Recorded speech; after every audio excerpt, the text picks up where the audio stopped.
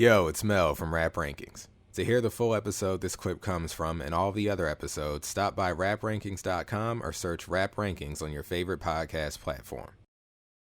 Track 6, the title track, Ready to Die, produced by Easy Mo B. Man, it's Easy Mo B. I'm a Easy Mo B mark. All right. You know what? Now that I think about it, by the time we're finished with our next track, which is our guest, it will already be longer than the Cardi B review. Oh, well, would you look at that? You know? Sorry, call Cardi. that math for mathematics, you know? Yeah. Flat 7 on this one. 7+ for me. So basically, what happens here for me is we leave paranoid Mel territory and we're in the emo Mel territory, but they kind of go hand in hand. To be fair, musically, this feels like a liver version of like the Things Done Changed beat for me. Like they have like similar qualities, but this one's a little brighter and like mixed. I enjoy this musically. Obviously, I mean, I don't think there's a single song on this album where Biggie doesn't pull his weight, but the chorus here it just does nothing for me. Okay. So that's where I'm stopping at a 7+. This is very much a Things Done Changed level record to me. Yeah. You know, I gave that one a 7+. Okay.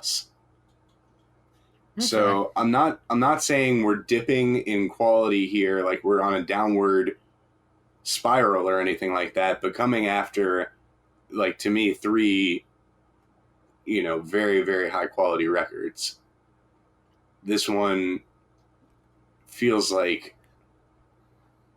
you know, an album cut, definitively. I'm into it very much musically, though. I'm glad you said album cut, because I've thought about this for years. It seems like to me, I could be wrong, maybe this is just like a, you know, just me miscalculating the things I've seen, but it feels like a lot of title tracks for albums are like album cuts. They're rarely ever like singles. You will see that a lot of times. You know? Okay, so maybe I'm not tripping. I just noticed like they're hardly ever singles, like, you know.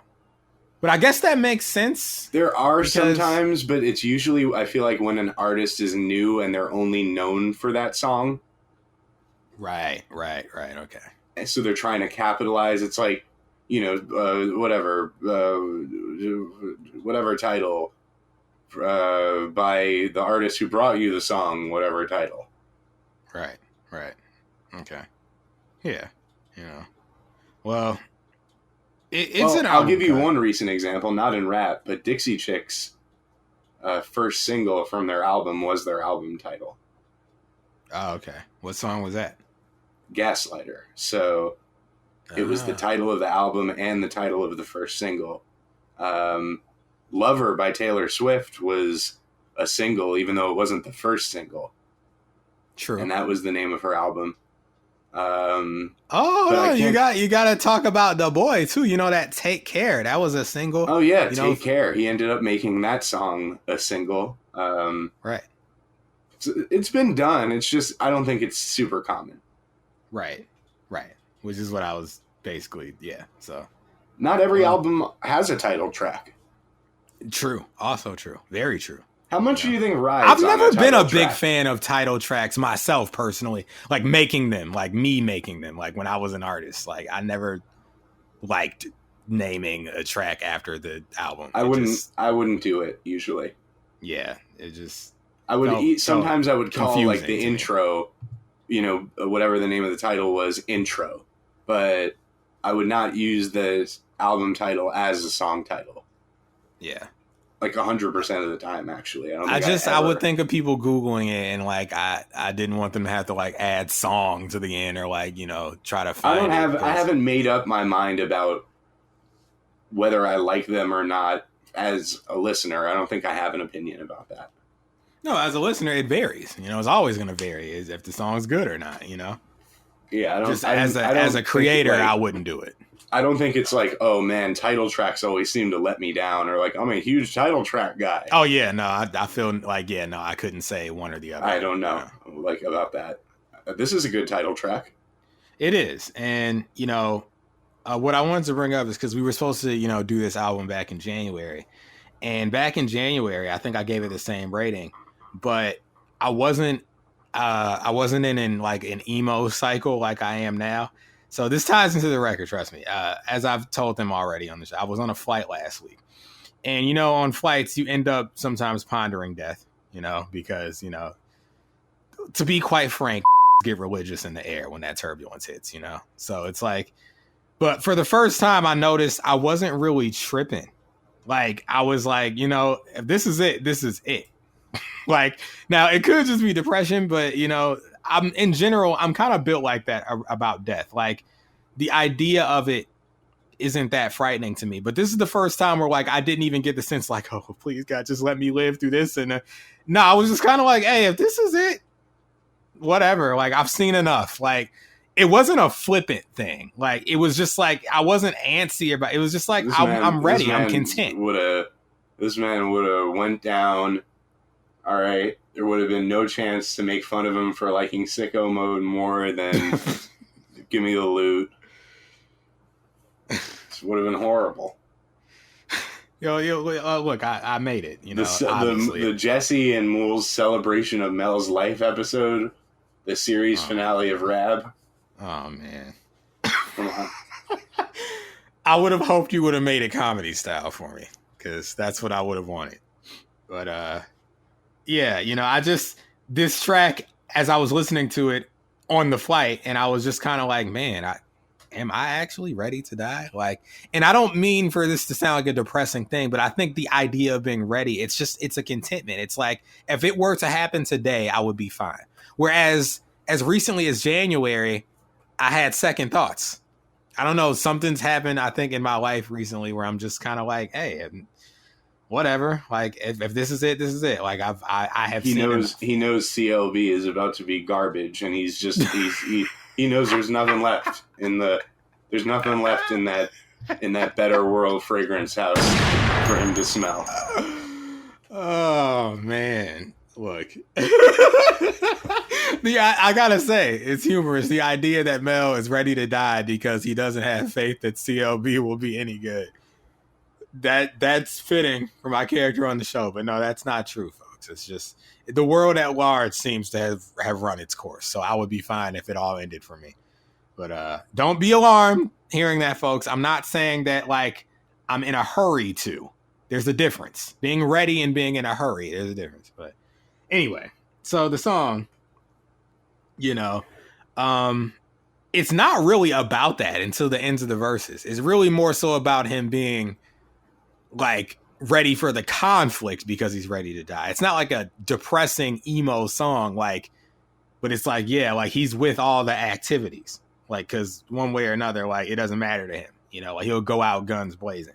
There was one line in the song that as recently as last night, as I was finalizing these notes, rubbed me the wrong way. Did it? Trust me, Moulz, I won't go into detail, but when he said, I got techniques dripping out my butt cheeks, sleep on my stomach so I don't fuck up my sheets, I got sad.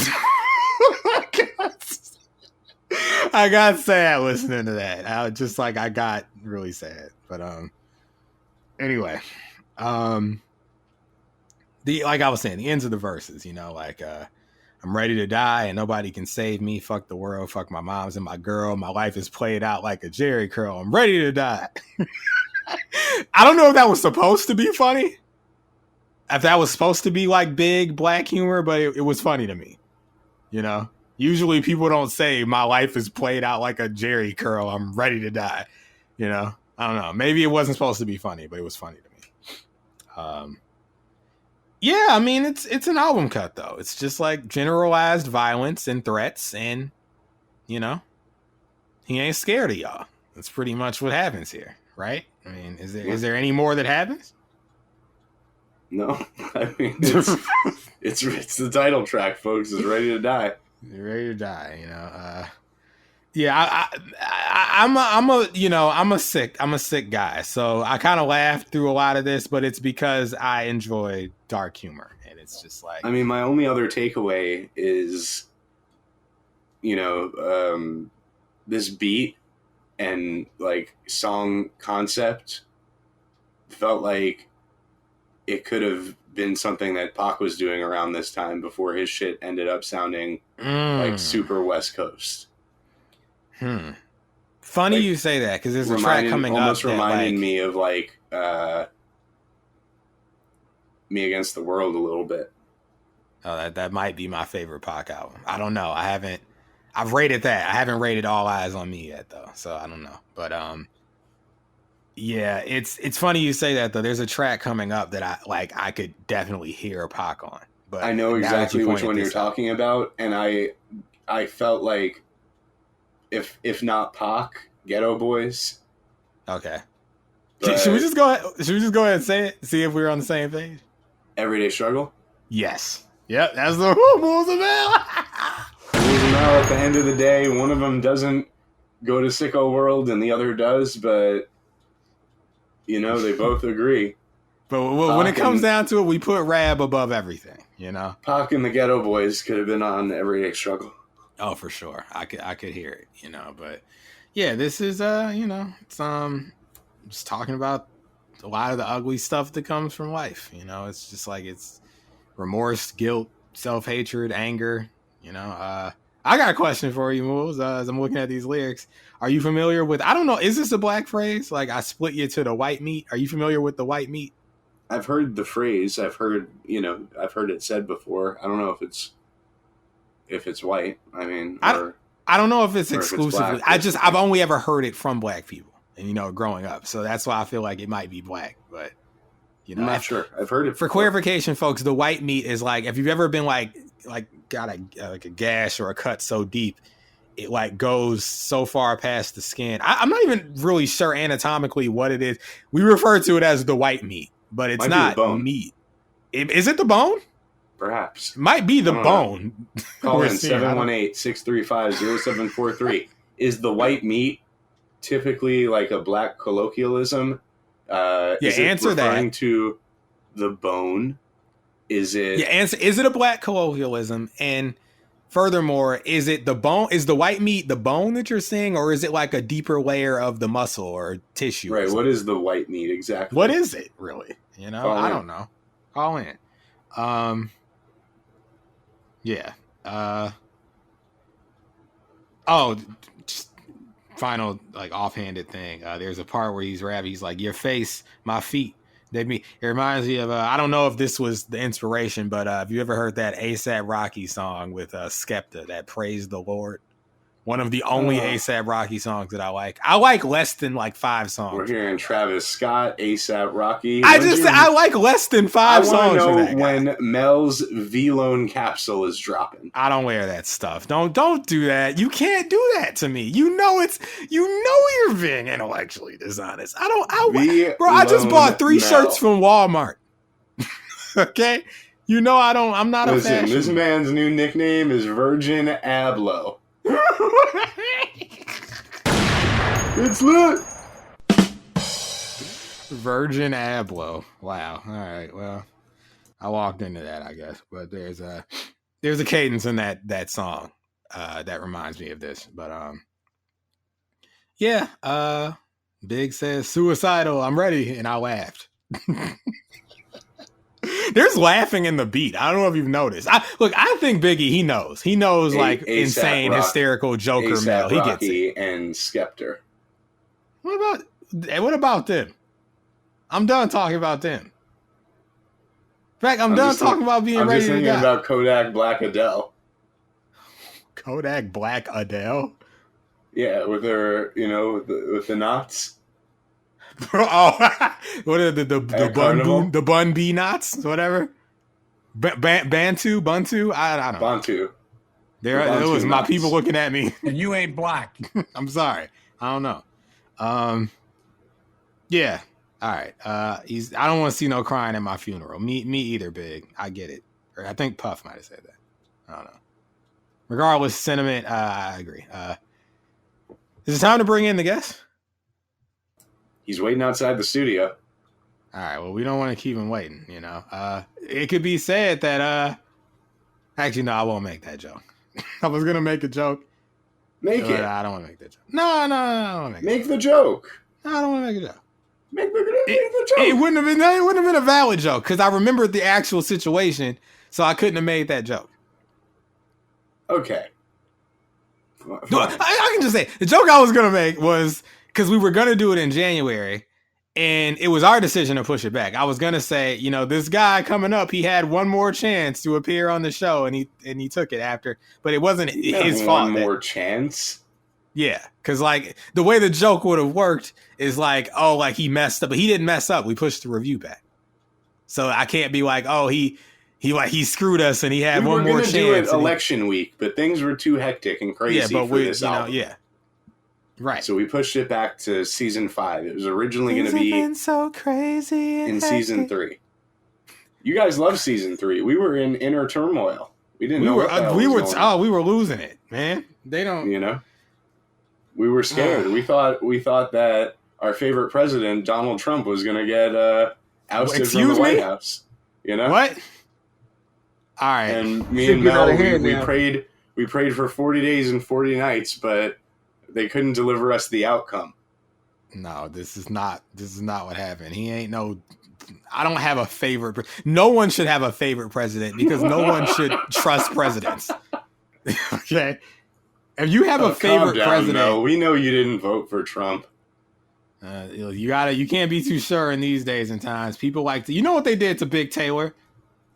This is true. She didn't say anything, so they just assumed all right, guys, it was a joke. Donald Trump is not Moulz and Mel's favorite president.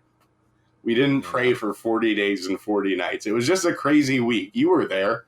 You know what happened. You were there. It was crazy. People stormed the Capitol. The Capitol, Yeah, y'all they remember. Stormed the Capitol. It was crazy. It was like, we can't do freaking Biggie this week. No one's going to care. Number 1. Number 2, this shit's too crazy. What did we do that week in place of it? Hold on. I can try to cross reference here. Let's see. What did we do instead of Biggie? I'm going in my archives here. Oh, look, the third member just posted on Twitter. And he credited me with his life philosophy. Oh, really? He quoted me he's listening to the Kilo season review. Okay. And he quoted me saying, the thing about me is I like things that are good. I dislike things that are not good at Laimula with my life philosophy. I remember that moment. Good philosophy, honestly. Good philosophy. Kilo season. It seems like an underrated episode. Highly underrated. I remember it being classic. And I'm not one of these people that thinks everything they do is a classic. The review I'm a season 4 truther. That whole season is classic to me. And this season's classic too. We're making a classic. Season 5. To me, season 3 and season 1 are not classic. 2, 4, and 5 will be classic. I'm being honest. Listen, we could try to dictate what's classic, but that's going to be the audience. Well, I'm just giving them a suggestion of what they should consider classic based on one of the men who does the show. All right. Well, I'll tell you this. It's my notes were say January 9th, but I'm trying to remember because we record a week. We dropped Love is Rage 2 on January 13th. So that means that we were recording. We must have done Country Grammar instead. Okay, we moved Country Grammar from season 5. Oh, you know what? And that's how we moved. Right. Right. Because it was a 90s album and I needed to switch it with another 90s album. That makes sense. Okay. Right. So we moved Nelly to season 3 and moved Biggie to season 5. Right. So the week of the election and the storming of the Capitol, we did Country Grammar. Or Country Grandma. Country Grandma, yes. Anyway. All right. So we can bring in our guest, D-Funk, here. And we'll see you in a second, right after this. Yo, it's Mel from Rap Rankings. To hear the full episode this clip comes from and all the other episodes, stop by raprankings.com or search Rap Rankings on your favorite podcast platform.